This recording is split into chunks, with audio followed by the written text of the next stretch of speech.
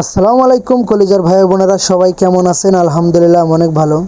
এখন বাজে হচ্ছে রাত প্রায় 12:30। আজকে বাজার করতে একটু লেট হয়ে গেছে। আজকে কি কি বাজার করছে আপনাদের দেখাবো। আজকে হচ্ছে ভেন্ডি আছে, সাথে হচ্ছে আলু, আর হচ্ছে পেঁয়াজ রসুন, আরও সাথে হচ্ছে সুরমা মাছ।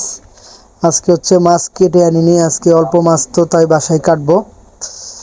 আমার হচ্ছে ডিউটি শেষ করে এসে জিরানির কোনো সুযোগ নাই, কারণ রান্না করে খেতে হবে। এখানে রান্না তৈরি করা থাকে না, আপনার তৈরি করে নিতে হবে। কারণ প্রবাস এমন একটা জায়গা, আপনার সময়ের অনেক দাম। সময় যদি কাজে না লাগান তাহলে হচ্ছে আপনার কোনো লাভ নাই। এই লেগে সময়ের মূল্য সব জায়গায় দেওয়া উচিত, প্রবাস আর এখানে নাই।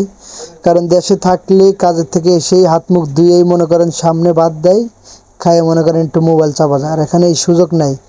কাজের তে এসেই পাতিল নিয়ে চুলার পরে দৌড় মারা লাগে, পরে রান্না করে খায় ঘুমান লাগে। প্রবাস জীবনটা যতটা আমরা সোজা মনে করি এতটা সোজা না, ঠিক আছে? 12টা বাজে ডিউটিতে এসে রান্না করে খাওয়া অনেক কষ্ট। আর যারা যারা আসবেন অবশ্যই আসেন, কোনো সমস্যা নাই। কষ্ট করতে পারলে সব জায়গায় শান্তি আছে, কষ্টের ভিতরেই সুখ। সবাই ভালো থাকবেন। আল্লাহ হাফেজ। আসসালামু আলাইকুম।